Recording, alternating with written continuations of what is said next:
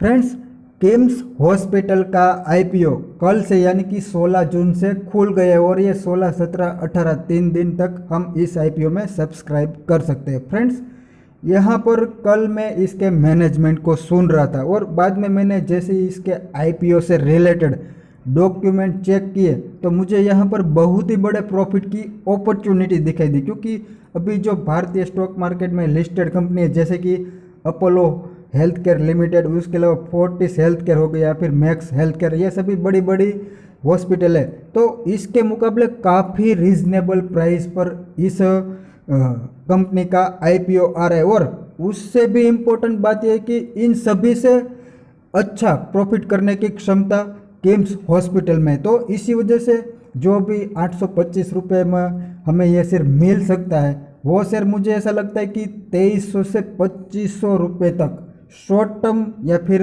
एक साल तक जाने की क्षमता रखता है ये शेयर। तो इसी वजह से मुझे ऐसा लगा फ्रेंड्स कि यहाँ पर हम सभी रिटेल भाइयों को इस आईपीओ को मिस नहीं करना चाहिए और इस आईपीओ में बढ़ चढ़ के हमें हिस्सा लेना चाहिए। तो फ्रेंड्स, सबसे पहले ये जो भी मेन हॉस्पिटल है उसके सामने इस हॉस्पिटल की साइज़ क्या है और क्यों ये प्रॉफिट करने में इन सभी हॉस्पिटल के सामने सबसे ज़्यादा सक्षम है या फिर अच्छा दिखाई देता है, उस पर चर्चा करते हैं। फ्रेंड्स, आप यहाँ देख सकते हो किम्स की शुरुआत 1973 में हुई थी और अपोलो हॉस्पिटल 1979 में और फोर्टिस हेल्थ केयर 1996 में, यानी कि सबसे पुराना किम्स हॉस्पिटल है ऐसा हम कह सकते हैं। और इसके अलावा फ्रेंड्स, इसकी साइज की बात करें तो अभी अपोलो हॉस्पिटल के पास 71 हॉस्पिटल है, तो किम्स के पास अभी सिर्फ 9 ही हॉस्पिटल है, मगर इससे कैपेसिटी का असली अंदाजा हमें नहीं लगता, क्योंकि कैपेसिटी हमेशा बेड से ही मापी जाती है हॉस्पिटल चेन की। तो आप यह देख सकते हो अपोलो हॉस्पिटल के पास अभी 10,261 बेड की क्षमता है, जिसके सामने किम्स के पास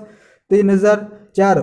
ये फ्रेंड्स 2020 के डेटा है, अभी तो इसमें और भी बढ़ोतरी हो गई, मगर आप यहाँ देख सकते हो बेड वाइज अगर हम इसकी कंपैरिजन करें तो 5वें नंबर पर था 2020 में, मगर यहाँ पर किम्स हॉस्पिटल 1000 बेड की अपनी क्षमता बढ़ाना चाहते हैं। तो इस लिहाज से देखें तो अगले आने वाले 1-2 साल में ये हॉस्पिटल तीसरे चौथे नंबर पर आ सकता है, ऐसा हम कह सकते हैं बेड वाइज अगर कंपैरिजन करें तो। इसके अलावा फ्रेंड्स, किम्स हॉस्पिटल की एक बहुत ही इम्पोर्टेंट बात मैं आपको बताना चाहूँगा, तो ये अपने कॉम्पिटिटर के मुकाबले आधे दाम पर अपने पेशेंट को सर्विस प्रोवाइड करते हैं। जैसे कि आप यहाँ देख सकते हो किम्स की 18,000 रुपये एवरेज रेवेन्यू पर ऑपरेटिंग बेड है, जो कि अपोलो हॉस्पिटल की इससे 2 गुनी यानी कि 37,000 रुपये एवरेज रेवेन्यू पर ऑपरेटिंग बेड है। और इसके अलावा फोर्टिस हेल्थ केयर आप यहाँ देख सकते हो 43,000 रुपये, तो ये अपने कॉम्पिटिटर के मुकाबले आधे दाम पर यानी कि अफोर्डेबल प्राइस पर सर्विस मुहैया कराते हैं। तो ये किसी भी कंपनी को अगर कंपटीशन देना है तो ये इसका बहुत ही यूनिक पॉइंट मुझे दिखाई दे रहा है। और फ्रेंड, अब बात करते हैं कि किम्स हॉस्पिटल में अपने कॉम्पिटिटर के मुकाबले प्रॉफिट करने की क्षमता कितनी ज़्यादा है और ये किसी भी इन्वेस्टर के लिए सबसे इम्पोर्टेंट पॉइंट होता है। और फ्रेंड्स, हम यहाँ पर एबिटा का पैरामीटर उपयोग करने वाले, जो कि पूरी स्टॉक मार्केट में सबसे इम्पोर्टेंट पैरामीटर माना जाता है। तो आप यहाँ देख सकते हो अपोलो हॉस्पिटल का एबिटा मार्जिन 17.5% के आसपास था FY20 में और फोर्टिस का 14% के आसपास। उसके सामने किम्स का आप देख सकते हो फ्रेंड्स 22% से भी ज़्यादा है FY20 के। तो अपने जो दिग्गज कॉम्पिटिटर है उसके मुकाबले काफ़ी अच्छा एबिटा मार्जिन कमाता है, ऐसा हम कह सकते हैं।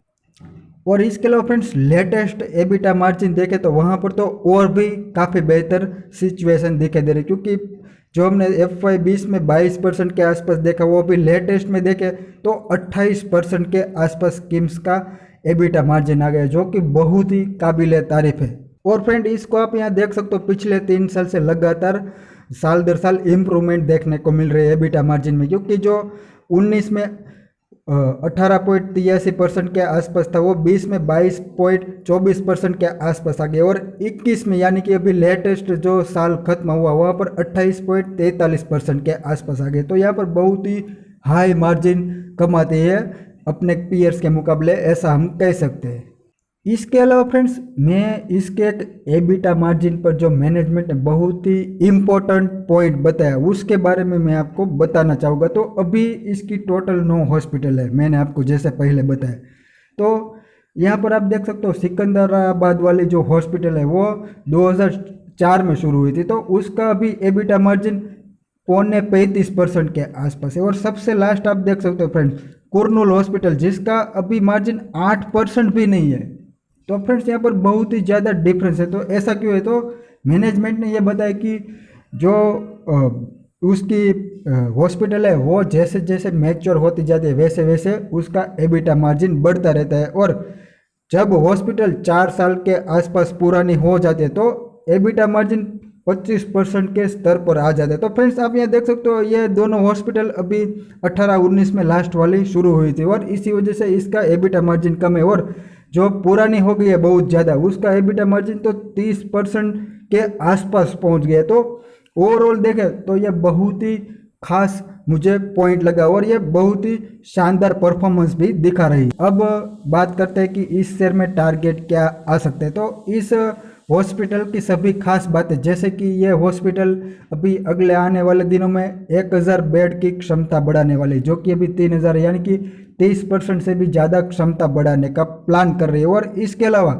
अगले आने वाले 5 से 7 साल में यह कंपनी जो अपने 3000 बेड है उसको 6000 बेड तक ले जाने की प्लान कर रही है। तो ये बहुत ही काबिल तारीफ है। और इसके अलावा अभी इसके कॉम्पिटिटर के मुकाबले ये बहुत ही रीजनेबल वैल्यूएशन पर आईपीओ ला रहे हैं। और तीसरा कि सभी अपने कॉम्पिटिटर के मुकाबले प्रॉफिटेबिलिटी बहुत ही काबिल तारीफ है। तो इन सभी बातों को ध्यान में रखकर वैल्यूएशन दे तो अभी नॉर्मली अपोलो हॉस्पिटल हो गया या फिर जो भी दिग्गज हॉस्पिटल चेन है वो 100 से भी ज़्यादा प्राइस टू अर्निंग रेशियो पर ट्रेड करते। तो 100 का प्राइस टू अर्निंग रेशियो अगर हम 26 रुपये की ईपीएस पर दे दे तो 2600 रुपये तो वैसे ही इसका टारगेट निकल कर आ जाता है। मगर फ्रेंड्स हम अगले साल की ईपीएस ले और रीजनेबल वैल्यूएशन दे, यानी कि अभी जो 26 रुपये की ईपीएस है वो हम ऐसा मान लें कि 20% प्रॉफिट बढ़ जाएगा अभी जो नया साल शुरू हुआ है वहाँ पर, तो 30 रुपये से ज़्यादा की ईपीएस निकल कर आती है। और इसको 75 का भी अगर हम प्राइस टू अर्निंग रेशियो दे दें तब भी ये शेयर हमें 2300 रुपये तक के लक्ष्य शॉर्ट टू मीडियम टर्म में आसानी से दिखा सकते हैं। और इसी वजह से मुझे ऐसा लगता है कि हम सभी रिटेल ट्रेडरों को इस आईपीओ में बढ़ चढ़कर हिस्सा लेना चाहिए। और अगर हमें ये आईपीओ मिल जाता है तो इसको बेचना नहीं चाहिए, यानी कि होल्ड करके रखना चाहिए अगले 1 साल के लिए, क्योंकि यहाँ पर हमें बहुत ही बेहतर रिटर्न मिलने की उम्मीद है।